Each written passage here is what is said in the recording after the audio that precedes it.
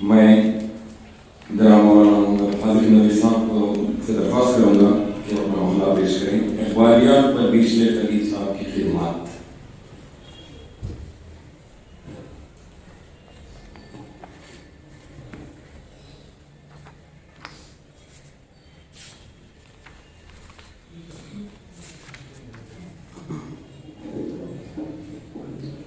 السلام علیکم ورحمۃ اللہ وبرکاتہ. نحمده ونصلي على رسوله الكريم. اللهم صل على محمد وآله وأصحابه أجمعين. جہاں بانی سے ہے دشوار تر کارے جہاں بینی، جہاں بانی سے ہے دشوار تر کارے جہاں بینی. جگر خون ہو تو چشم دل میں ہوتی ہے نظر پیدا. ہزاروں سال نرگس اپنی بے نوری پہ ہوتی ہے، بڑی مشکل سے ہوتا ہے چمن میں دید اور پیدا. اور علامہ اقبال کی یہ زبانی کہ جو بادہ کشت پرانے وہ اٹھتے جاتے ہیں، جو بادہ کشت پرانے وہ اٹھتے جاتے ہیں.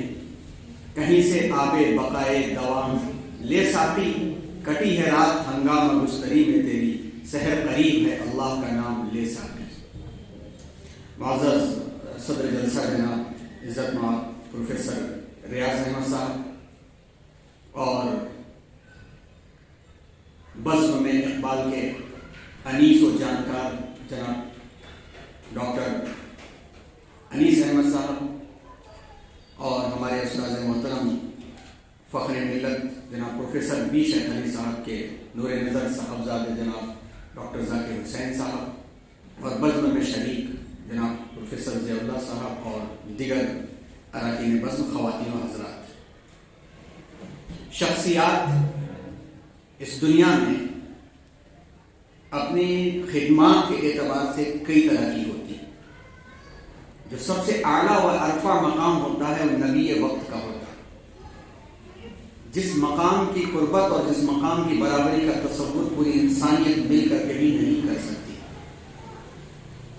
اس کے بعد کے مقام میں کئی مرحلے ہوتے ہیں، خدمات کے اعتبار سے، چاہتوں کے اعتبار سے اور روابط کے اعتبار سے.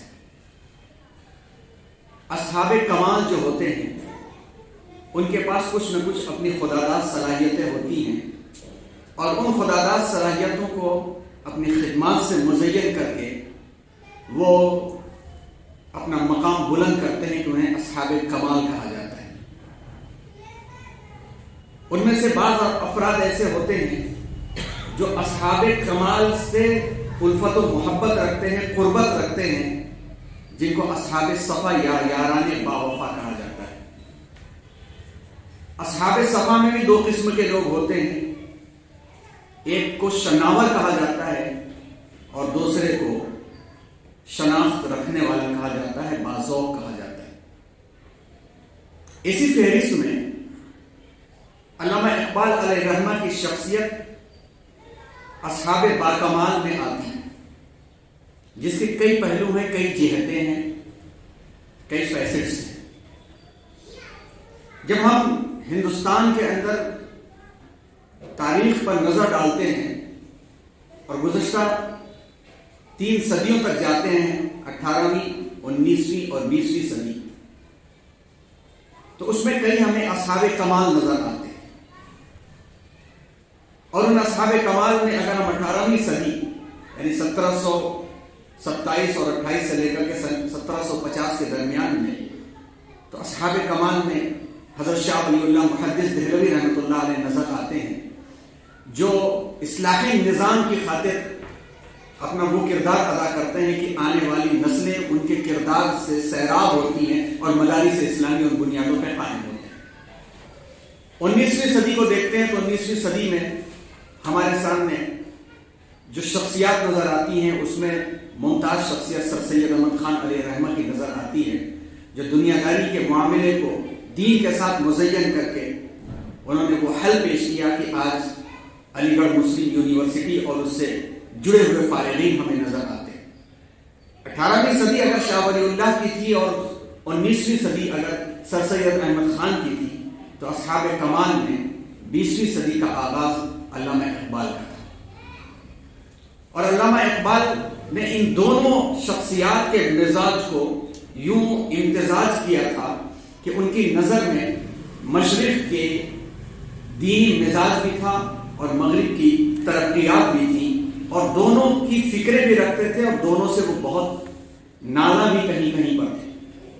फरमाते हैं, बहुत देखे हैं मैंने मशरिक व मगरिब के मैखाने, बहुत देखे हैं मैंने मशरिक व मगरिब के मैखाने, यहां साकी नहीं पैदा वहां बेजौक है सहबा।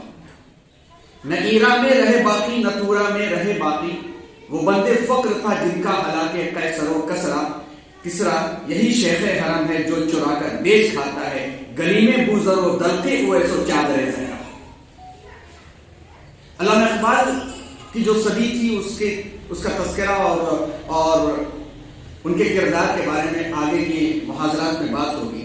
लेकिन जिस तमहीदी गुफ्तगू को हमने आपके सामने रखा था कि असहाबे बाकमाल को जानने वालों की भी क्वालिटीज होती हैं, स्टेजेस होते हैं, मराहिल होते हैं।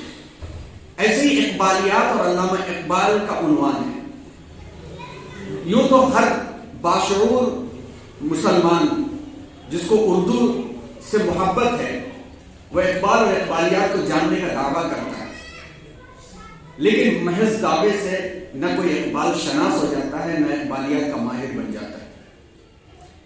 उसमें हमारे अपने इब्तिदाई और नाक़िस मुताले के मुताबिक इकबालियात की महारत और असहाबे कमाल में चंद मखसूस शख्सियात का नाम शामिल है, जिसमें प्रोफेसर सलीम चिश्ती और मौलाना सैयद अबुल हसन अली नदवी और इस किस्म के लोग आते हैं।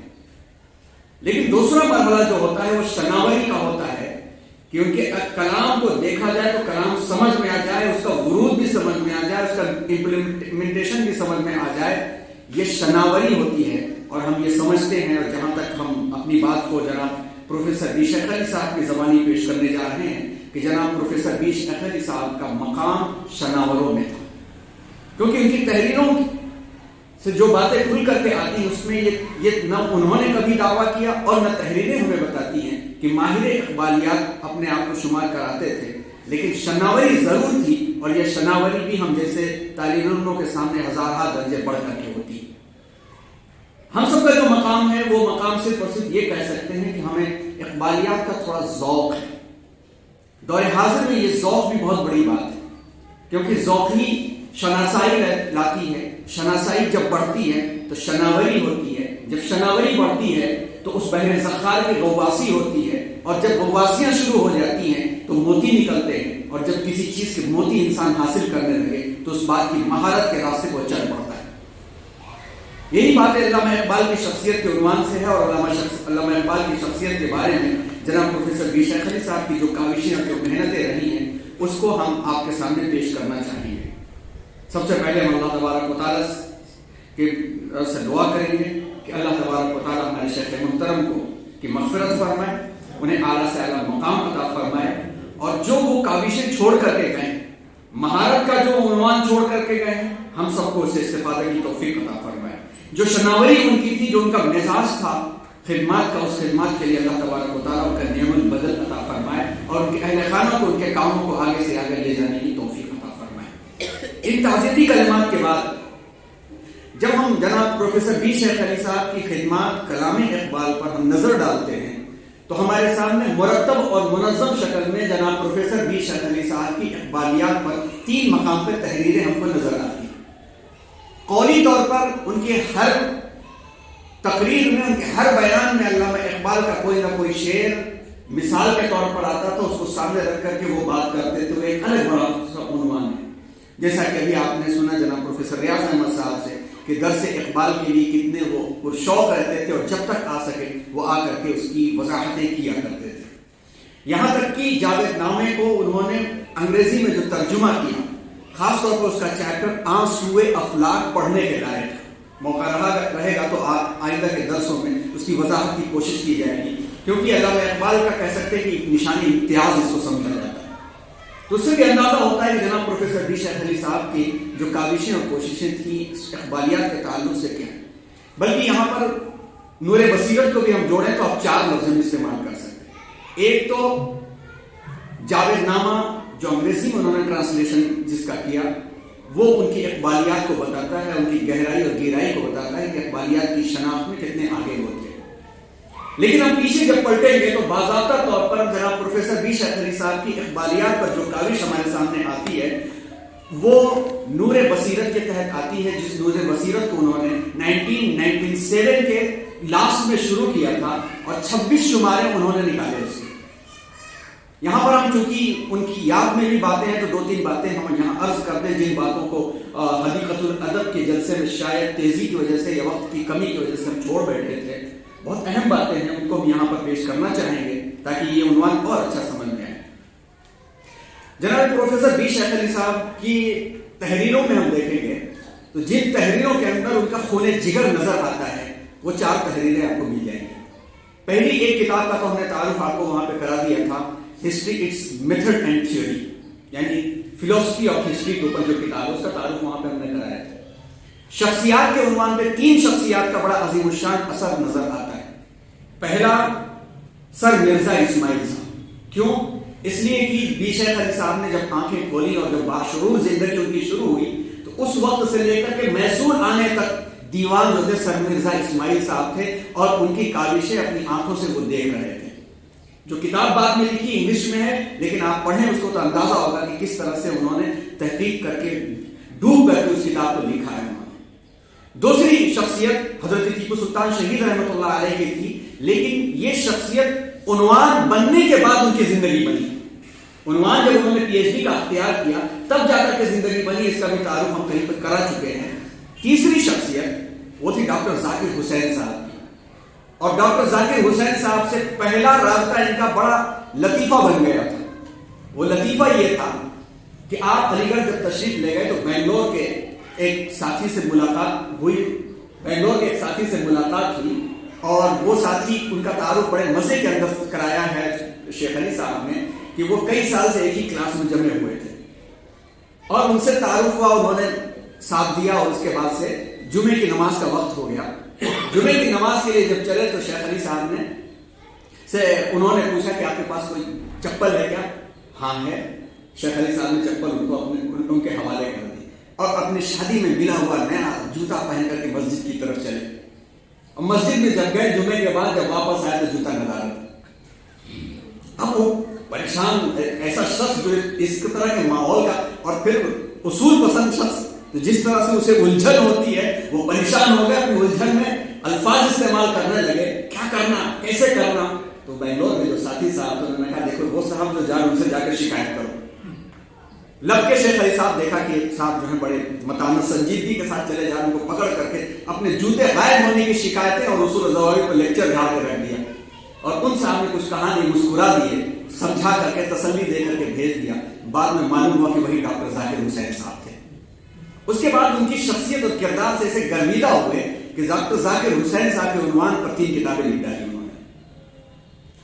یہ ہوتے ہیں شخصیت کو پہچان کر کے اصحاب صفا افراد۔ پھر عملی زندگی میں جس شخصیت کا بڑا کردار رہا، جس کو ذاتی ملاقاتوں میں اور دارالعلوم کے محاضرات میں کہتے بھی تھے کہ میں نے اپنا جو نمونہ طے کیا ہے وہ سر سید احمد خان علیہ الرحمہ ہے، کہ انہوں نے جو کام کیا میں اس کو کرنے کی کوشش کر رہا ہوں۔ انہوں نے ادارے قائم کیے تو میں نے بھی کے جی سے لے کر کے پی جی تک کے اداروں کی بنیاد ڈال دی ہے، اللہ کے ہاتھ میں اب آگے کہاں تک اللہ لے کر کے جاتا ہے۔ انہوں نے تہذیب الاخلاق کو لکھ کر کے قوم کی حالت کو بدلنے، تہذیب الاخلاق سر سید احمد خان کا رسالہ تھا، تہذیب الاخلاق کو لکھ کر کے قوم کی حالت کو بدلنے کے لیے انہوں نے کوشش کی، تو میں نے بھی نور بصیرت نکال کر کے قوم کی مفکروں کی تاریخ پیش کر کے قوم کے سامنے پیش کر دیا کہ اپنی حالت کو بدلنا ہے تو اپنے مفکروں کو یاد کرو اور ان کے کردار کو آگے بڑھاؤ۔ اور سر سید احمد خان نے کل 58 کتابیں تحریر کی تھی، اور جس وقت یہ جملہ انہوں نے استعمال کیا تھا شیخ علی صاحب رحمۃ اللہ علیہ نے کہ میں نے یہ اب اتنا مواد تیار کر دیا عزیز صاحب کہ اگر صحیح طریقے پہ اس کو مرتب کیا جائے تو 58 کتابیں میری بھی بن جائیں گی۔ یہ ان کا کردار تھا، یہ معلومات تھی۔ تو نور بصیرت کا 4تھا شمارہ جو 1999 میں نکلا، وہ شمارہ تھا علامہ اقبال علیہ الرحمہ کے عنوان پر، شاعر مشرق علامہ اقبال۔ اس پہلے شمارے میں جناب پروفیسر بی شیخ علی صاحب نے علامہ اقبال کا تعارف کرایا ہے، جو ہم آپ کو پڑھ کر کے سناتے ہیں۔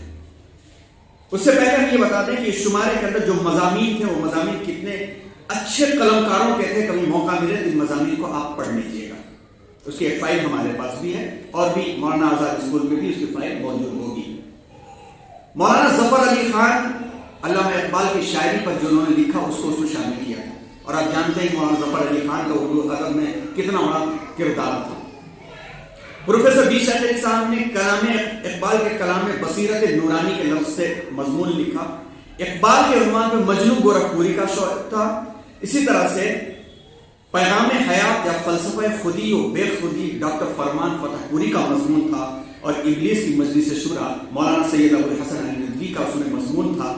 رئیس احمد جعفری اقبال کی شاعری سرود نالے آہو فغانے اس کے عنوان کو مضمون شامل کیا تھا. اور علامہ ماہر القادری کا عنوان علامہ اقبال کی شاعرانہ تصورات کو شامل کیا تھا. اور اقبال کا نظریہ وجدان اسلوب احمد انصاری کا اس میں انہوں نے شامل کیا تھا. اس طرح سے ان مضامین کو آپ نے شامل کر کے ایک اچھا مجموعہ سامنے پیش کیا تھا جس سے بہت زمانے میں لوگوں نے استفادہ کیا. اب آئیے علامہ اقبال کا جو تعارف آپ نے کرایا ہے, قلم کو بھی دیکھیے, قلم کی روانی کیا ہے, اقبال کی شخصیت کو کس طرح سے پیش کیا ہے. اور نور بصیرت کے اداریہ میں لکھتے ہیں مسلمانان ہند کے لیے اگر 18ویں صدی شاہ ولی اللہ رحمۃ اللہ علیہ کی تھی تو 19ویں صدی سر سید کی اور 20ویں صدی علامہ اقبال کی. یہ اس لیے کہ شاہ ولی اللہ نے اگر روحانی رہنمائی کی تو سر سید نے فہم و ادراک کا راستہ دکھایا اور علامہ اقبال نے ان دونوں کے امتزاج کا سبق دیا اور کہا کہ قلبی بصیرت اور ذہنی فوقیت ہو تو بشر فوق البشر کے مرتبے کو پہنچ سکتا ہے. علامہ اقبال عالم اسلام کے وہ مہر طابع تھے جن کے فکر کی روشنی سے راز حیات کے کئی پہلو جگمگا اٹھے. جملہ دیکھیے, جملے کی ساخت. اور علم و ادب کے وہ بحر زخار تھے جس کی تہ میں صالح نظام زندگی کے کئی آبدار موتی بکھرے ہوئے تھے. شعر و سخن کے لوادے میں اپنے نقطہ رس معنی خیز نگاہ سے ازلی اور ابدی حقیقتوں کو آشکارا کیے ہوئے تھے. ندرت فکر و عمل سے ایک مردہ قوم میں انقلابی روح اجاگر کرنا ان کا مقصد تھا. شان اسلام کے تاریخی ورثے جیسے صدق خلیل, عشق رسول, زور حیدر, فقر بوزر, صبر حسین, جذبہ سلطان کو سینوں میں سمونا ان کا محبوب مشغلہ تھا. اس طرح سے قلم کا استعمال کرتے ہوئے, تعارف کراتے ہوئے یہ لفظ استعمال کیا کہ یہی نہیں, اس سے بڑھ کر علامہ اقبال نے کچھ اور بھی کیا ہے. ساحران مغرب کے حملوں سے اسلامی تہذیب چور چور ہو رہی تھی. صلاح الدین ایوبی کے شمشیر سے نہیں بلکہ زور قلم سے دانش اور دانش نورانی, دانش برہانی اور دانش نورانی کے فرق کو نمایاں کر کے مغرب کو دندہ شکن جواب دیا جا سکتا تھا. اور علامہ اقبال نے یہ کیا. مغربی تہذیب کے پرخچے اڑائے اور اسلامی تہذیب کی برتری کو بیان کیا. قیادت اور سیادت, مصلحت اور حکمت اور ہوشمندی اور دور اور دانشمندی سے کام لیا. اور اقبال کا تعارف کراتے ہوئے یہ کہتے ہیں علامہ اقبال کا اصل مقصد آدم خاکی کو انسان کامل کے مقام تک لے جانا. علامہ کا فوق البشر آسمان کی بلندیوں پر اڑتا ہے, سمندروں کی تہوں کو چاٹتا ہے, فطرت سے ہمکنار ہوتا ہے, خودی کو انسان کامل کا جوہر بتاتا ہے. اور علامہ کا سارا جوہر اس کے گرد گھومتا رہتا ہے کہ وہ جذبوں میں کہتے ہیں کہ پریہ چرخے نیلی فام سے منزل مسلمہ کی, ستارے جس کی گرد راہ ہو وہ کارواں تو ہے. اذان کے 5 منٹ رک جاتے ہیں, پھر اس کے بعد تسلسل کے ساتھ چلتے ہیں.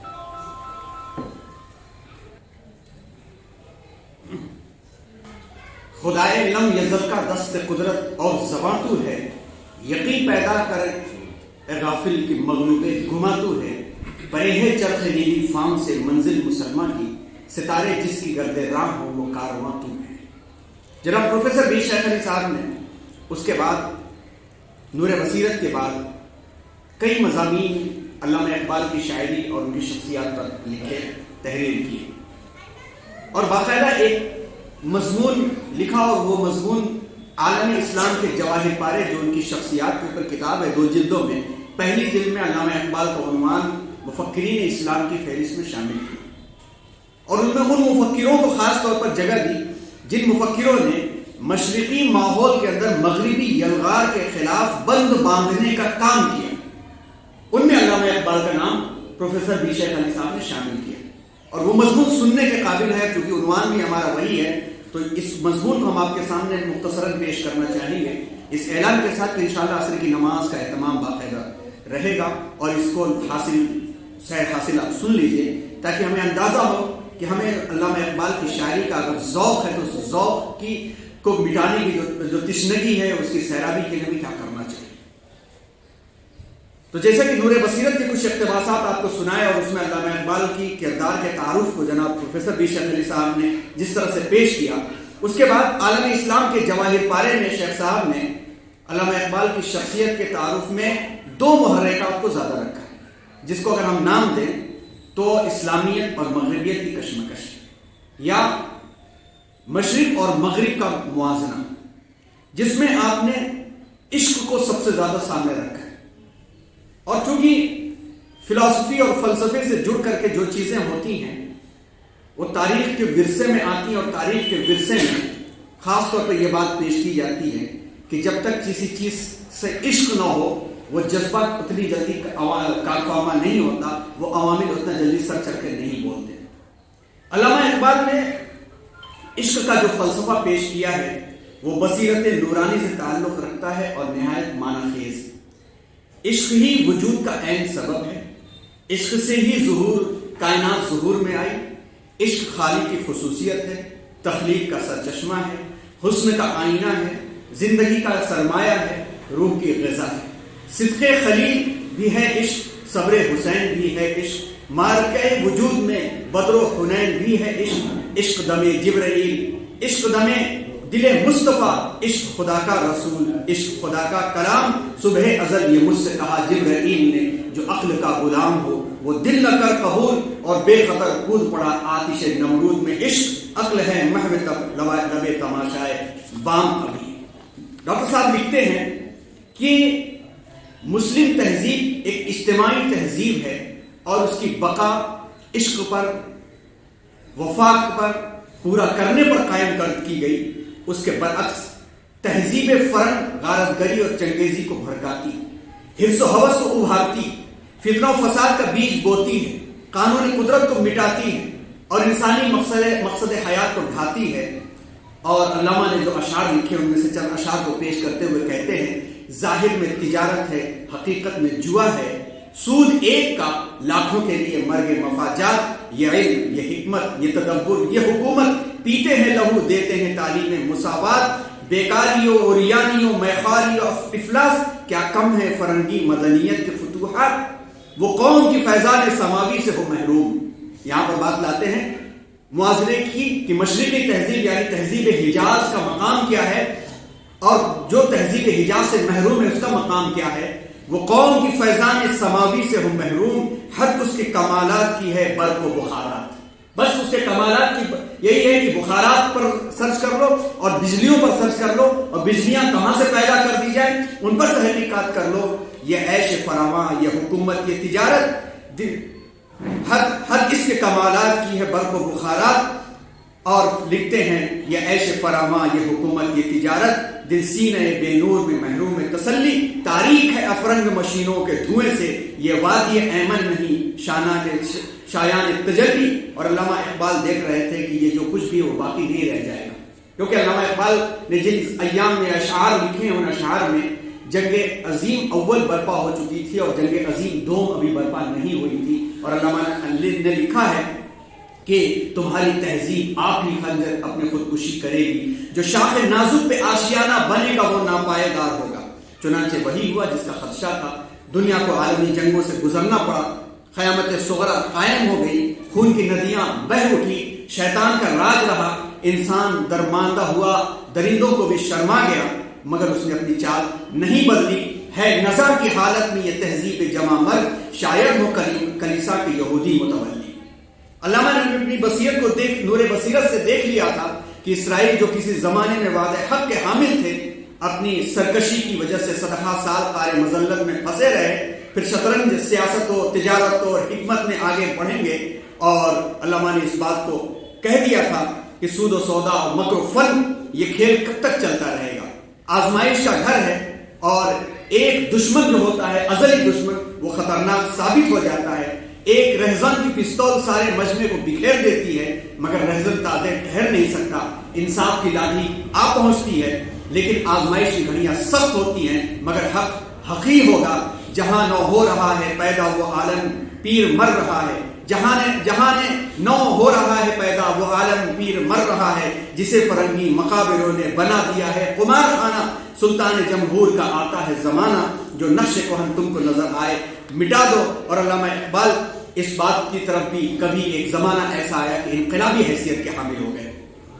ان کی شخصیت کے دو پہلو تھے، جیسا کہ ان کے بیٹے جاوید اقبال لکھتے ہیں ایک مقام پر کہ یورپ کا دورہ کرنے سے پہلے علامہ اقبال کی شخصیت اور کے اشعار کو انہوں نے ایک لفظ دیا ہے کہ ان کی زندگی کا وہ زمانے جاہلیت تھا۔ یورپ سے واپس پلٹ کر کے جب آئے ہیں اور انہوں نے جو کلام لکھا ہے وہ کلام اس وقت اسلامی فکر کا بہت بڑا حامل ہے۔ یہ سوال پوچھا جا سکتا ہے کہ علامہ پروفیسر بی شیخ علی صاحب لکھتے ہیں، یہ سوال پوچھا جا سکتا ہے کہ علامہ اقبال نے عشق کے فلسفے کو کیوں اتنی اہمیت دی؟ یہ عشق اصل میں کیا ہے؟ فرنگ اس سے بیزار کیوں ہے؟ لکھتے ہیں عشق کے فلسفے سے ایک عالمگیر اخلاقی فلسفہ سمجھانا انہیں مقصود ہے۔ قرآن کے لحاظ سے ایک شہد کی مکھی تک کو بھی الہام پہنچتا ہے۔ کائنات کی ہر چیز ربانی فطرت کا آئینہ ہے۔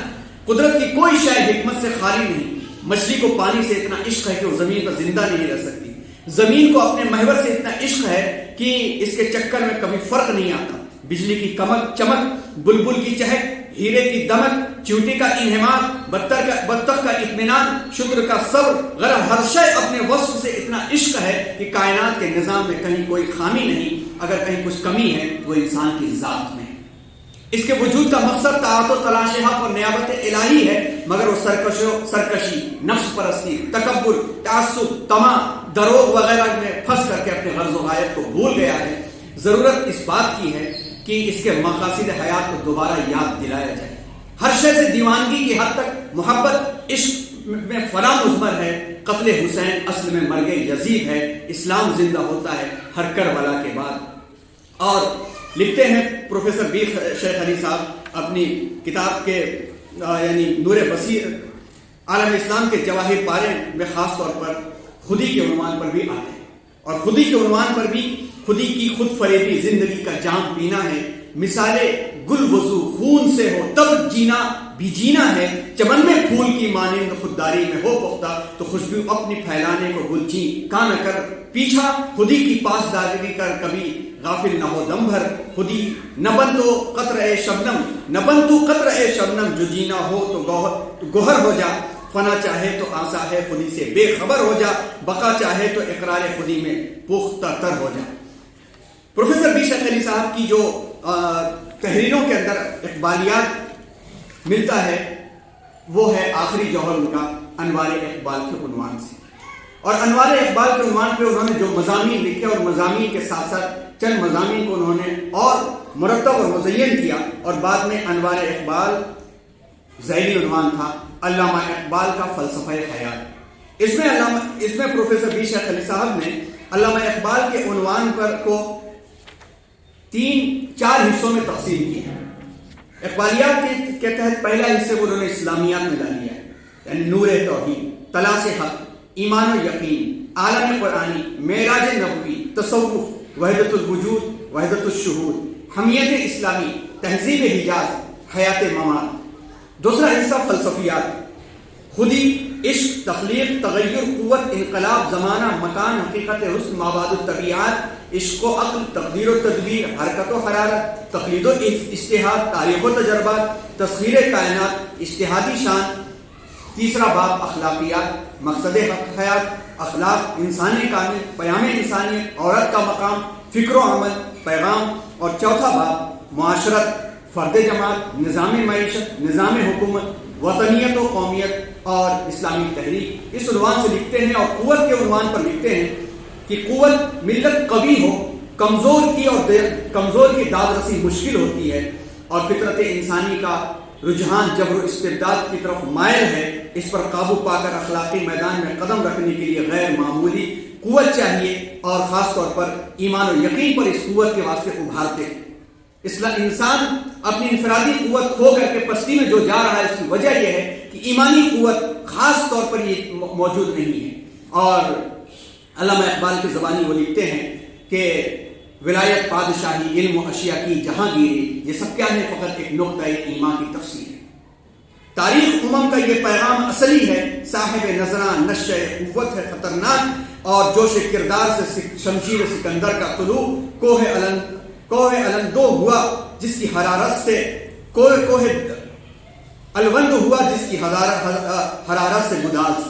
اور میں تجھ کو بتاتا ہوں تقدیر امم کیا ہے، شمشیر و سنا اول، طاؤس و رباب آخر۔ اس بات کو لکھتے ہوئے اس قوت کو پیش کرنے کے لیے کرتے ہیں کہ قوت کی بنیاد پر جو حکومتیں آتی ہیں بعد میں، شروع میں تو شمشیر و سنا کے طور پہ آ جاتی ہیں، اور بعد میں طاؤس و رباب، ناچ و رنگ سے حکومتیں ختم ہو جاتی ہیں۔ اور کہتے ہیں کہ کر بلبل و طاؤس کی تقلید سے توبہ، بلبل فقط آواز ہے، طاؤس فقط رنگ، اور پانی پانی کر گئی مجھ کو قلندر کی یہ بات، تو جھکا جب غیر کے آگے نتن تیرا نمن، اپنے من میں ڈوب کر پاجا سراغ زندگی، تو اگر میرا نہیں بنتا نہ بن اپنا تو بن۔ اور تقدیر کے عنوان میں لکھتے ہیں کہ خاص طور پر انقلاب کے عنوان پر پیج نمبر 96 میں لکھتے ہیں کہ انقلاب فوری تہلکے کا نام ہے، جوش اور خروش کے ابل جانے کا نام ہے۔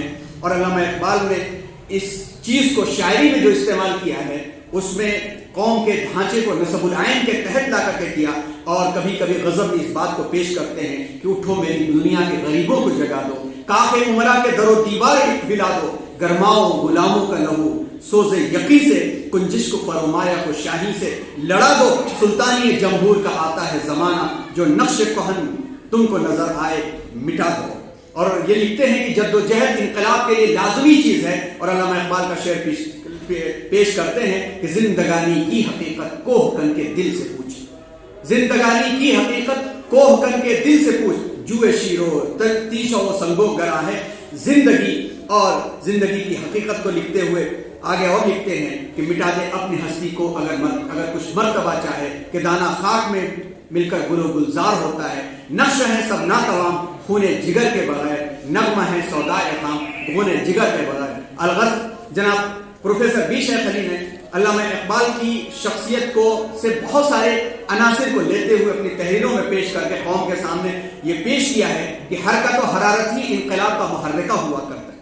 حرکت اور حرارت ختم ہوئی اور وہ سوز و ساز ختم ہوا تو پھر انسان ایک مردہ لاش کی مانند بن جایا کرتا ہے۔ ندرت فکر و عمل کیا ہے؟ ذوق انقلاب۔ ندرت فکر و عمل کیا شے ہے؟